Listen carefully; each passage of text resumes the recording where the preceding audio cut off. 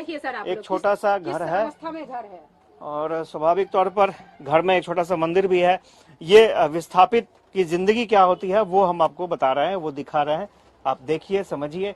और स्वाभाविक तौर पर जब पानी आएगा, अपना छत ना हो तो कितनी कठिनाई होती है।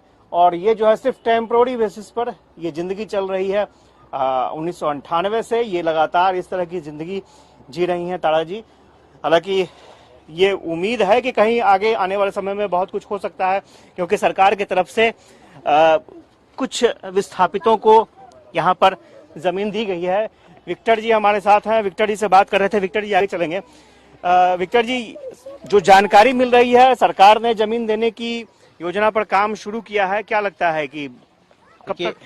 देखिए, सबसे बड़ी बात क्या है ना कि बिहार सरकार और जिला प्रशासन को बहुत बहुत धन्यवाद कि ये काम जो है इतने आंदोलन के बाद 3 आमरण अनशन, लाठीचार्ज, जेल, 13 गो केस मेरे ऊपर है सिर्फ विस्थापितों की लड़ाई को लेके।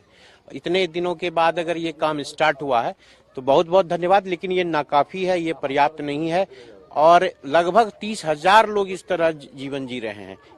ये तो आप एक बस्ती का, ये तो बहुत अच्छा बस्ती है क्योंकि शहर के बगल में है, बगल में दुकान है, बगल में स्कूल है, तो यहाँ का ये स्थिति है। अब वैसे जगह विस्थापित रह रहे हैं जहाँ पे कि कोई भी बच्चा के पैर में आपको चप्पल नहीं मिलेगा, किसी भी लड़की का एडमिशन नहीं होता है।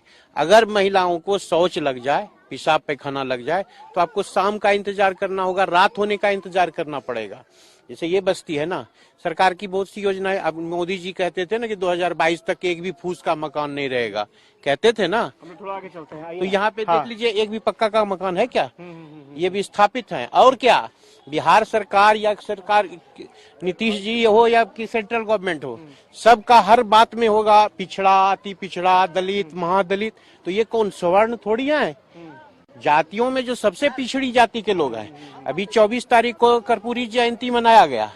कर्पूरी जयंती में बड़े बड़े वादे, बड़े बड़े कर्पूरी जी के सपनों का भारत, कर्पूरी जी के सपनों का बिहार बनाया जाएगा। कर्पूरी जी के परिजन ही है, उन्हीं के परिजन है, उन्हीं के जाति के लोग हैं। तो ये थोड़ा सा बिहार सरकार देखे आके कि लोग किस तरह रह रहे हैं। आप इनके गांव में जा रहे हैं, अभी इनके घरों में जा रहे हैं और इनकी दयनीय स्थिति। ये तो चरवाहा विद्यालय है जहाँ सड़क, नगर है, नगर के बीच का ये स्थिति है।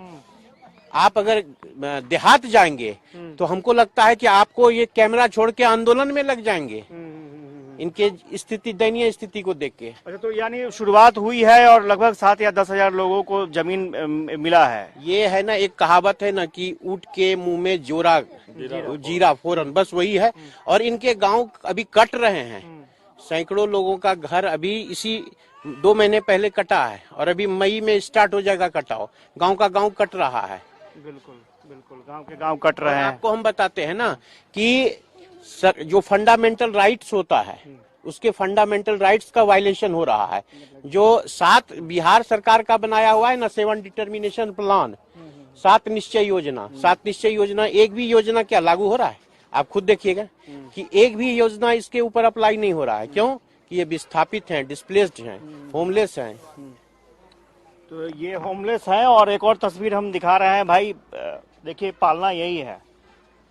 आमतौर पर पालना आपने बहुत देखा होगा, लेकिन ये भी एक पालना है और ये भी कैटेगरी समझिए और विस्थापितों का दर्द समझिए। और ये पालना है। और चूंकि यहाँ पर एक साथ कई घर मिले हुए थे, तो चूंकि हम यहाँ पर आपको तस्वीरें दिखा रहे थे आपको। ये चूल्हा है और इसी चूल्हे पे खाना बनता है। और चूंकि अभी बात होती है उज्ज्वला योजना की, गरीबों को चूल्हा देने की, तो फिलहाल तो जो परिस्थिति है वो आंखों के सामने है। आप लोग आप यहीं रहती है ना? पहले आपकी जमीन कहाँ थी?